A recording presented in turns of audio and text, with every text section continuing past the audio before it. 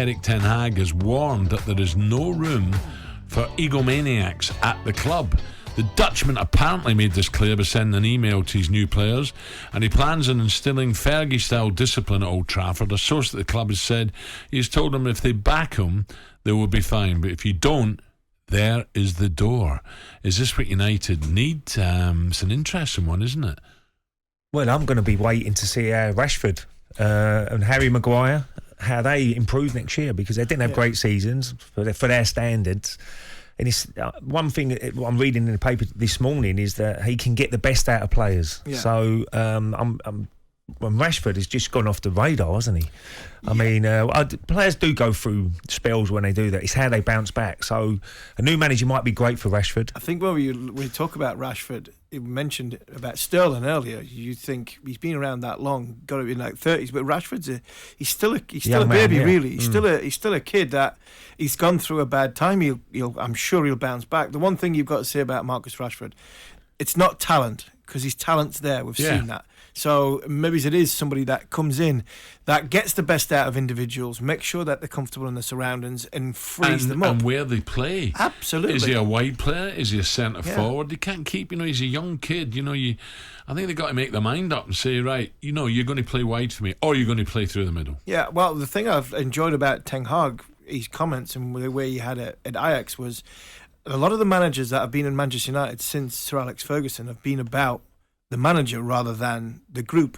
This seems as though it's a bit different. This guy seems as though he's more, right, it's all of us against the world, and I'm going to make sure that we are one body. And I think if he does that and gets people playing freely, they're not bad players at Manchester United. They've just had bad decisions made about them, and also they've probably had an ego on the sideline, which probably has distracted away from the way they're playing. Ray, are we talking about they need 6 new players? Is it as much as that to close the gap on City and Liverpool? The problem you're going to have is every single player they're going to be linked with is going to go up in price, because they're desperate for players, and the clubs who are going to be selling their players, well, so Man United are in, it's maybe another 10 million on the price tag. So the recruitment is not been good enough for Manchester United over the last few years. You look at Liverpool. But the owners have Liverpool's a prime example. They got their recruitment exactly how they wanted it, and got it spot on. Now Manchester United have got to go down that route now and say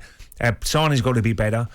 One thing about the new manager, I think he plays some good attacking football, and I think that's what Manchester United supporters have been probably missing over the last few seasons. A little bit more negative at times, I find, at Old Trafford. Old Trafford used to be such a hard place to play, I promise you. When you watch Ten Hag's sides, it's energy. He plays with energy, and I think that maybe if I was a Man United fan, I'd have been that would have thing that would have really upset me, that the energy that the players. It wasn't playing for the shirt, were they? No, but it didn't have any there wasn't any urgency. Cohesion and pressing and actually being and having a great deal of energy. It was, once they lost the ball, it was just amble back into position, and then it was very slow and mundane. It wasn't sort of in your face, and a lot of like Liverpool energy, Man City energy. You didn't get that with Manchester United. Even when they don't have the ball, to get the ball back, you don't see that with United. You don't, but you will with Ten Hag, and that's the way he'll go. You mentioned the money though. Manchester United have got money, but we've seen with countless clubs, Everton, Newcastle have got this as well. If you don't spend the money wisely, you don't spend it right, you just go around in a vicious circle. I think the intensity of training is going to be interesting as well, Al. When they get back into pre-season, he's going to be right on top of everyone to say, right, your energy levels have got to be right in training. And maybe at times they've took their foot off the pedal a little bit in training, because not knowing the manager's going to be, just taking it easy. But now they're going to be right at it, I should imagine. So it'd be interesting to see how they start next season, Manchester United. But Ray, a prime example, I'll go back to Newcastle as my team. From the minute Eddie Howe walked into the door, he completely played a different way to Steve Bruce. His training method was a completely different way to Steve Bruce.